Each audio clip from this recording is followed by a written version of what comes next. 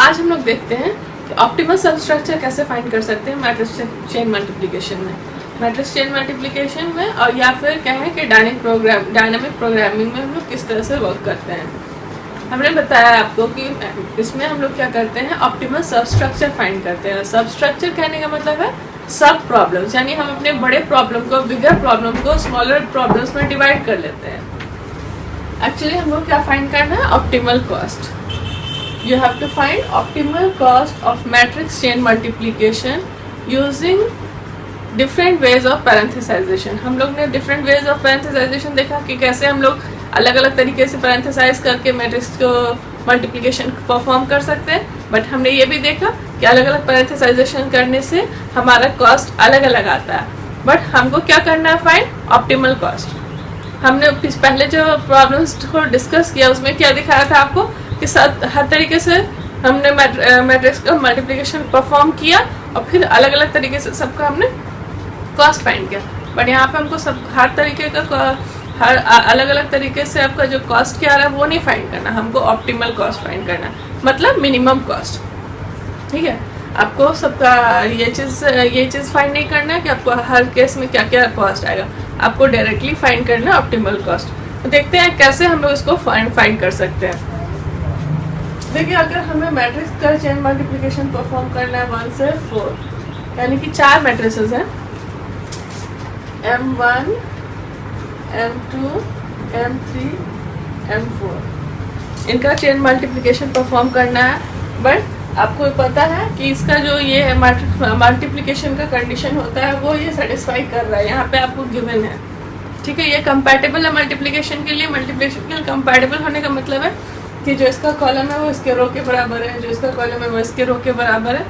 ठीक है, और जो फाइनल आपका आता है प्रोडक्ट करने के बाद जो मैट्रिक्स फॉर्म होता है उसका रिजल्टेंट मैट्रिक्स का ऑर्डर क्या होता है, इसका रो और इसका कॉलम, है ना। तो अब हम लोग देखते हैं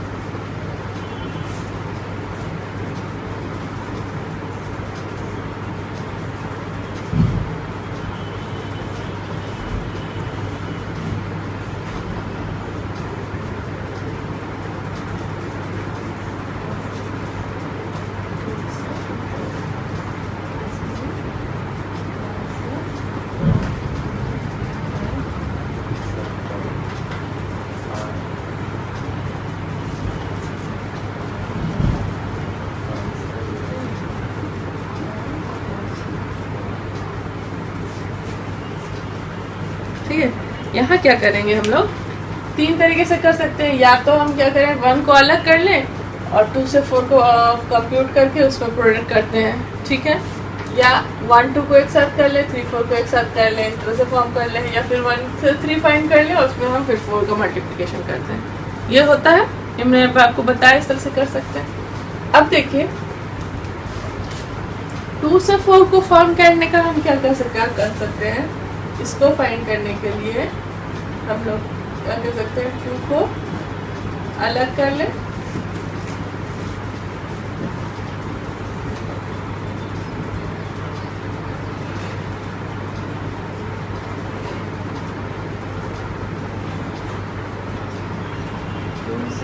अलग, या 3 से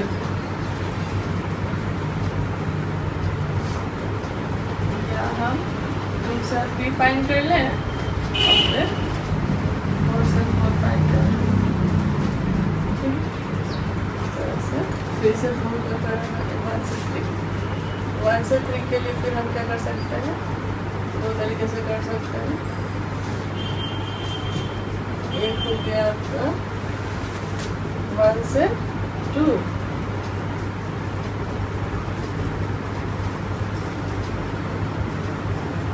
और दूसरा हो गया 3 से 3। या इसको फाइंड करने के लिए क्या करेंगे, 1 को अलग रख लें और 2 से 3 को फाइंड कर लें। ठीक, अब देखिए ये जो 1 से 2 है या 3 से 4 है, या यहाँ जो हमने 3 से 3 या 2 से 3 यहाँ लिखे हैं, इसको हम लोग कैसे लिख सकते हैं? इसको हम लोग ऐसे लिख सकते हैं कि m 2 से 2 एंड 3 से 3, या इसको भी हम लिख सकते हैं दो तरीके, एक तरीके में 3 से 3 एंड 4 से 4। ये जो हमारा i और j, इसको m i j के फॉर्म में लिखे, ये क्या है? m i j, m i j। तो जहाँ आपका i इक्वल टू j है वो आपका स्मॉलेस्ट प्रॉब्लम है, सबसे स्मॉलेस्ट प्रॉब्लम, उसको कहते हैं हम जीरो लेंथ के मैट्रिक्सेस। यानी कि हम क्या कर रहे हैं, ये वाला जैसे सपोज ये है, तो 2 से 2 यानी कि मैट्रिक्स 2 का हम मल्टीप्लिकेशन कर रहे हैं, किसी से नहीं कर रहे हैं, खुद से। तो उसका कॉस्ट क्या आएगा? उसका कॉस्ट आपका जब भी i j के बराबर होगा तो कॉस्ट उसका 0 होगा। ठीक है, अभी इसका रिकर्सिव इक्वेशन लिख के मैं आपको बताऊंगी। इसके बाद क्या करना हमें, ये आपका हो गया 3 3, ये स्मॉलेस्ट सब प्रॉब्लम्स कहलाता है ये। अब देखिए यहाँ पे 3 4 हमने एक बार फाइंड कर लिया कि इसको 3 3 और 4 4 के फॉर्म में डिवाइड कर सकते हैं, 3 3 एंड 4 4। तो यहाँ पे देखिए, यहाँ पे फिर से m3 4 है, ठीक है, यहाँ m3 4 है, तो इसको हम लोग फिर इसी तरह से निकाल सकते हैं, m3 3 और m4 4। उस तरह से इसको भी लिख सकते हैं m2 2 m3 3, m3 3 हो गया। 1 2 को हम वैसे लिख सकते हैं m1 1 m2 2। तो ये सब आपका क्या कहलाता है? स्मॉलेस्ट या ऑप्टिमल सब स्ट्रक्चर्स, इसी को कहते हैं सब स्ट्रक्चर्स। ये स्मॉलेस्ट प्रॉब्लम है, इसको हम लोग क्या करते हैं, फाइंड करते चले जाते हैं और फिर फाइनली हम लोग इसको कंबाइन कर देते हैं। सपोज हमने इसका वैल्यू फाइंड कर लिया और उसको हम लोग ऐड करके इसमें स्टोर कर देते हैं। उस तरह से हम लोग ये सब का वैल्यू फाइंड करके इसमें स्टोर कर देंगे। और जहाँ कहीं भी अगर आपको ऊपर में इसका वैल्यू चाहिए होगा 2 4 का, तो हम उसको उसमें असाइन कर देते हैं, बार बार उसको कैलकुलेट नहीं करते हैं। यही आपका डायनामिक प्रोग्रामिंग का ये रूल है, ठीक है। तो अब हम लोग क्या करेंगे, इसको मैं इरेज करती हूँ। देखिए आप यहाँ पे खुद देखिए कि ये जो m3 3 है, इसका यूज कितनी बार हो रहा है। एक बार यहाँ होगा, एक बार यहाँ हो रहा है, एक बार यहाँ हो रहा है, यहाँ हो रहा है। इस तरह से हम लोग, अगर आपके बड़ा प्रॉब्लम है तो उसमें स्मॉलर प्रॉब्लम्स ज़्यादा टाइम्स यूज होता है। ये तो हमने सिर्फ 1 से 4 तक के मैट्रिसेस का ही 4 मैट्रिसेस मल्टीप्लिकेशन का एग्जाम्पल लिया था। अगर आपका बड़ा प्रॉब्लम है तो उसमें और ज़्यादा आपका एडवांटेज होता है डायनामिक प्रोग्रामिंग का, ठीक है। अभी मैं इसको इरेज कर रही हूँ, आप उसको लिख लें, फिर आगे देखते हैं।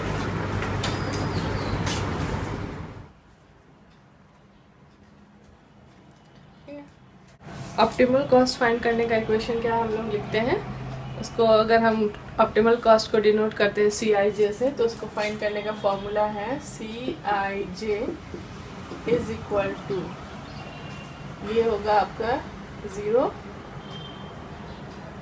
If I equal to J,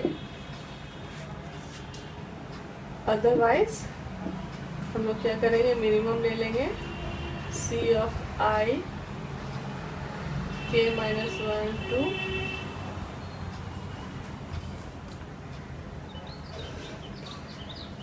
C of I to k plus C of k plus 1 comma J plus, ये हमारा ऑर्डर अगर हम अज्यूम किए थे I minus 1 into AJ into AK। यहाँ पे AI minus 1 into J into AK क्यों लिख रहे हैं? यहाँ पे क्या दिखा है कि हम लोग I से K तक के मैट्रिसेस को एक साइड कंबाइन करके उसका कॉस्ट फाइंड कर रहे हैं, फिर K प्लस 1 से J तक के मैट्रिसेस का वैल्यू हम फाइंड कर रहे हैं, उसका कॉस्ट। उसके बाद उन दोनों का जो प्रोडक्ट करने का कॉस्ट आता है उसको भी हम इसमें ऐड कर रहे हैं। मैट्रिक्स का प्रोडक्ट करने का कॉस्ट आपको पता है कि अगर आपका मैट्रिक्स इस तरह है एम आई है और एम आई प्लस 1 है और इसका आपका है ऑर्डर ए आई माइनस 1 इंटू ए आई और इसका ऑर्डर है ए आई इंटू ए आई प्लस 1। ये ऑर्डर है, जैसे हम लोग 3x4 4x5 इस तरह लिखते हैं, तो ये आपका ऑर्डर हम मान लेते हैं कि एम आई का ऑर्डर ए आई माइनस 1 इंटू ए आई और ए आई प्लस एम आई प्लस 1 का ए आई इंटू ए आई प्लस 1। ये आई और ए आई देखिए यहाँ पे मैच कर रहा है ना, ये कंडीशन होता है मैट्रिक्स मल्टीप्लिकेशन का। तो इसलिए ये चीज हो गया आपका, और इन दोनों को प्रोडक्ट करने का कॉस्ट क्या आता है, ए आई माइनस 1 इंटू ए आई प्लस 1 इंटू ए आई। ये होता है ए आई माइनस 1 इंटू ए आई प्लस 1 इंटू ए आई। वही चीज यहाँ लिखे हैं। यहाँ पे एक के क्यों लिखे, क्योंकि हम लोग यहाँ पे के तक के मैट्रिसेस को, आई से लेके के तक के मैट्रिसेस को एक साथ कंबाइन किए, के प्लस 1 के मैट्रिक्स को एक साथ कंबाइन किए हैं। तो ये इसका कॉस्ट आएगा। अब इसको हम क्या करेंगे, के को वेरी करेंगे। के को कहाँ से कहाँ तक वेरी करेंगे, के ग्रेटर देन इक्वल टू आई है और लेस देन जे होगा। ये हम लोग जब मैट्रिसेस को, आपका बिगर मैट्रिक्स है M1 M2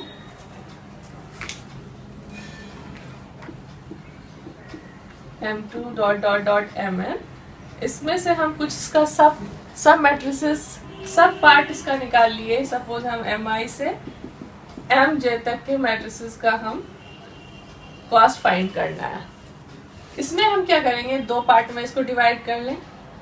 Mi से Mk को अलग कर लें और Mk प्लस 1 से लेके Mj तक के मैट्रिसेस को अलग से पैरेंथेसाइज कर लें और फिर इसका कॉस्ट हम फाइंड करके क्या करते हैं, उसको ऐड कर लेते हैं। तो यही आपका, हम सपोज ये आई से जे तक के मैट्रिसेस का कॉस्ट है, ये सी आई जे। एम आई से एम जे तक के मैट्रिसेस का कॉस्ट हम कैसे फाइंड करेंगे, ये फॉर्मूला से। ठीक है, इस पे बेस्ड हम लोग एक क्वेश्चन बना करके इसको देखते हैं कैसे बनेगा। ठीक है, ओके, आज के लिए इतना ही। नेक्स्ट वीडियो में हम लोग देखेंगे कि इस पे बेस्ड प्रॉब्लम क्या सॉल्व करके। अगर आपको मेरा वीडियो समझ में आ रहा है, मेरे वीडियो से आप सीख रहे हैं और इसको पसंद कर रहे हैं, तो इसे लाइक और सब्सक्राइब करना नहीं भूलें। और अगर आपके पास कोई क्वेरी है, कहीं पे छोटा सा भी डाउट है, तो मुझे ईमेल करें मेरे आईडी पे shaheen.hera@gmail.com shaheen.hera@gmail.com। ठीक है, थैंक्स।